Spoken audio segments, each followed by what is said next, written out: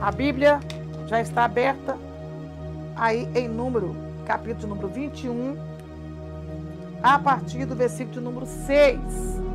Números 21, a partir do verso de número 6. Diz assim a palavra de Deus: Então o Senhor mandou entre o povo serpentes ardentes, que morderam o povo, e morreu muito povo de Israel. Pelo que o povo veio a Moisés e disse: Havemos pecado, porquanto temos falado contra o Senhor e contra ti. Ora ao Senhor que tire de nós estas serpentes. Então Moisés orou pelo povo. E disse o Senhor a Moisés: Faze uma serpente ardente e põe-na sobre uma haste, e será que viverá todo mordido que olhar para ela. E Moisés fez uma serpente de metal e pô-la sobre uma haste. E era que, mordendo alguma serpente, alguém olhava para a serpente de metal e ficava vivo. Acontece que se alguém fosse mordido ou picado por essa serpente ardente, que a Bíblia diz que era ardente, porque era uma serpente venenosa, que picava não só além de dar febre, ela ardia todo o corpo daqueles que era mordido. Percebe que no capítulo 20, a Bíblia vai falar acerca de Miriam, a morte de Miriam. Vai falar quando o povo reclamou que a terra, que o deserto não tinha plantação, não tinha nada. Moisés vai ferir a rocha. E quando chega no capítulo de número 21, a Bíblia vai dizer que eles tentam passar pelas terras de Edom. Eles não deixaram o povo de Israel passar pelas suas terras. Eles clamam a Deus para vencerem as batalhas contra os cananeus. E o Senhor, então, dá os cananeus nas mãos do povo de Israel. Haja visto que sempre que o povo clamava, Deus respondia. Mesmo com todas as murmurações, mesmo com todos os questionamentos do povo de Israel, todas as vezes que eles clamavam, Deus ouvia e respondia, e enviava o socorro. Enviava. Na sedição de Arão e Miriam, todavia, Moisés, também sendo uma pessoa cujo Deus havia confiado nele tirar o povo do Egito, se levantaram contra Moisés, Miriam e Arão. Então Moisés intercedeu por eles e eles foram então livres da lepra. A própria Miriam ficou leprosa. Agora você vê o povo reclamando do próprio Deus. Eles agora, além de reclamar de Moisés, aqui no capítulo 21, a partir do versículo 6 que eu acabara de ler, eles começaram a falar mal de Deus. Aí chega a parte que mais me traz uma indignação quando eu me lembro disso, ou quando eu leio alguma coisa acerca disso, porque nós podemos culpar o mundo inteiro dos nossos problemas. Nós podemos puxar o cabelo da cabeça, podemos gritar, dar soco na parede, fazer piti, mas culpar a Deus pelos nossos próprios pecados, aí já é demais. A Bíblia diz: de que se queixa o homem? Queixam-se cada um dos seus próprios pecados. Se eu não me engano, é Eclesiastes.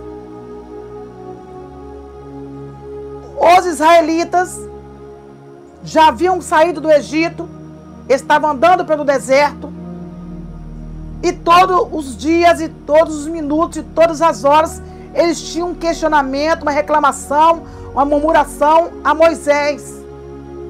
Agora percebe que eles agora não vão murmurar contra Moisés apenas. Se você olhar aqui o versículo acima do capítulo 21, Você vai ver que diz assim, então, versículo 4. Então partiram do Monte Or, pelo caminho do Mar Vermelho, e rodearam a terra de Edom. Porém a alma do povo angustiou-se nesse caminho. E o povo falou contra Moisés, e o povo falou contra Deus e contra Moisés. Por que nos fizeste subir do Egito, para que morrêssemos neste deserto? Pois aqui nem pão, nem água há. E a nossa alma tem fastio deste pão tão vil. Isso aqui deixou Deus irado. Isso aqui deixou Deus irado. Por quê? Porque o pão que eles estão dizendo que era tão vil, era o maná. Era o maná no meio do deserto. Era algo que o próprio Deus tinha enviado para saciar a fome do povo no deserto. Não foi algo que eles compraram no supermercado ou foram ali. Não! Foi o maná que caiu do céu. A comida milagrosa que caiu do céu para aquele povo murmurador que estava no deserto comesse. E eles agora vão reclamar com Moisés. E pior do que isso, eles vão reclamar de Deus. E pior do que isso, eles vão reclamar da comida que Deus enviou para eles. Porque tem muita gente que não sabe agradecer. Tem pessoas que só sabem reclamar. Só sabe murmurar e reclamar. Só que nesse ponto aqui da palavra de Deus, eles reclamaram de Deus, não só de Moisés.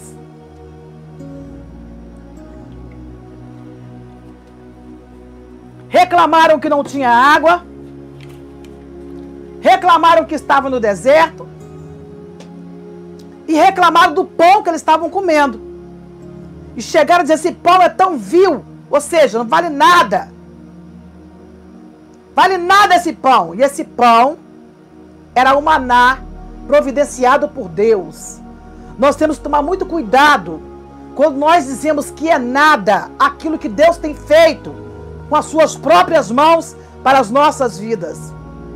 Porque nós podemos cometer os mesmos erros do povo hebreu, do povo de Israel no deserto. Quando o Senhor prepara para nós situações, coisas que você pode olhar e dizer assim, isso aqui realmente foi um milagre, mas é tão vil, é tão pequeno, é tão nada. O livro de Zacarias diz para nós não desprezarmos o tempo das coisas pequenas. Para nós não desprezarmos o tempo das coisas pequenas. Nós muitas vezes achamos tão nada o que Deus está fazendo, tão pouco o que Deus está fazendo. Nós queríamos que Deus fizesse coisas grandes, mas Ele fez só isso aqui, então isso aqui não vale nada. Eita, meu Deus! Ele mandou da canturérgia. Você esperava algo muito maior, mas Ele fez apenas isso aqui, então isso aqui não vale nada aos nossos olhos. Aos nossos olhos isso aqui não é nada. Foi isso que o povo hebreu disse para Moisés. O que Deus fez não é nada. Moisés, por que você não trouxe para cá? Para o Egito, para o deserto, onde não tem água, não tem pão. Por que Deus nos deu então esse pão tão vil? Nós devemos ter muito cuidado para colocarmos no diminutivo aquilo que Deus tem feito por nós. Quando nós não merecíamos nada, quando nós não merecíamos nada, ou quando nós não merecemos nada, nós temos que ter muito cuidado com aquilo que Ele coloca nas nossas mãos e nós sabemos apenas praguejar, reclamar, dizer assim, isso aqui eu não quero não, isso aqui não vale nada. Eu queria uma bênção assim, eu queria uma cura grande, isso aqui, eu queria uma porta grande de emprego, isso aqui não é nada. Eita Jesus! Isso aqui não é nada. Quantas pessoas não sabem agradecer o que Deus dá, o que Deus faz? Acontece que Deus se irou. Deus ficou tão indignado com isso que eles estavam fazendo, falando mal dele, que permitiu que as serpentes do deserto. Aí eu me perguntei de onde tinha vindo tanta serpente para morder o povo. Eita! Deixa eu falar aqui para você uma coisa, na revelação da palavra para esta noite, não vai faltar serpente. serpente tem em tudo quanto é lugar, principalmente no deserto. Toma cuidado quando você abrir a boca para reclamar de Deus no meio de um lugar onde tem serpente. Eita! Ele mandou, Viana cantou, Viana. Toma cuidado ao abrir a boca para murmurar de Deus no lugar onde existem muitas serpentes ardentes. E elas estão por todo lado. Darabondou, Bia canturérgia. O Senhor não criou serpente ali. O Senhor não fez brotar serpente ali. As serpentes já era tradição do lugar. Oriente Médio, deserto, já tinha serpente suficiente. Eles tinham o cuidado da serpente não mordê-los, porque Deus, numa coluna de fogo, durante a noite, aquecia o frio do deserto e também afugentava as serpentes, os escorpiões que havia no deserto. O único trabalho que Deus teve ali para fazer com que as serpentes chegassem até o povo de Israel foi simplesmente se afastar e deixar a serpente chegar. Há um perigo muito grande quando nós deixamos que a presença de Deus se afaste de nós. Porque quando a presença de Deus se afasta de nós, a serpente tem toda a liberdade de entrar e ferir, e picar, e lançar seu veneno. E automaticamente o veneno da serpente ardia. É por isso que chama-se serpente, serpente que queimava, serpente que ardia. Porque além da febre, que o veneno da serpente fazia na vida daquele que era picado, ela fazia o corpo arder de dor. E muitos deles morriam por causa dessas picadas. Isso aconteceu, não foi porque eles glorificaram a Deus. Porque até então, o Senhor tinha acabado de dar um livramento para eles. Eles acabaram de vencer uma peleja contra os cananeus. O Senhor, no capítulo 21, tinha acabado de dar para eles uma vitória. E eles, então, vai murmurar. Vai reclamar que não tem água, que não tem pão. E que o pão que Deus deu, o maná, era algo muito vil, sem importância. Deus viu isso. Deus ouviu isso. E Deus agora afasta a sua presença para que, então, as serpentes entrem. E quando a serpente entrou no meio do arraial dos hebreus, eles começaram a ser picados pela serpente. Percebe que quando Deus está conosco, quando a presença de Deus é conosco, afasta as serpentes, afasta os escorpiões. O veneno da serpente não nos causa dano algum. Está lá no livro de Atos também, se não me engano, capítulo 27, 28, quando Paulo vai atracar na ilha de Malta. Quando a serpente ou a víbora morde a mão de Paulo e automaticamente não acontece nada. Por quê, pastora? Porque Paulo estava envolvido com a presença de Deus. Paulo tinha Deus na sua vida. Ele ouvia a voz de Deus. Ouviu dentro do navio, quando Deus falou para ele: Paulo, avisa aos tripulantes do navio que ninguém vai morrer. Apenas a embarcação vai te destruir, mas todos vão sair em vida. Paulo ouviu a voz de Deus. Ao contrário dos israelitas, que no deserto começaram a reclamar que não tinha água para Moisés, começaram a reclamar que não tinha pão para Moisés e começaram a reclamar de Deus. Isso é grave. Quando nós começamos a colocar a culpa em Deus pelos nossos pecados, quando nós começamos a jogar os nossos problemas para cima de Deus, quando nós começamos a colocar Deus na parede e dizer: o Senhor é culpado de tanta miséria na minha vida. O Senhor é culpado por eu não ter conseguido um emprego. O Senhor é culpado por eu estar enfermo. O mundo culpa a Deus. O mundo culpa a Deus pelas doenças. O mundo culpa a Deus pelas pestes, pelas guerras, pelos terremotos. O mundo culpa a Deus por tudo de mal que acontece, mas nunca atribuímos os pecados a nós mesmos. Nós nunca trazemos os nossos próprios pecados como consequência dos males que sobrevêm muitas vezes sobre a nossa saúde, sobre a nossa família, sobre a nossa vida psicológica, emocional, ao nosso maltrato com o nosso corpo físico.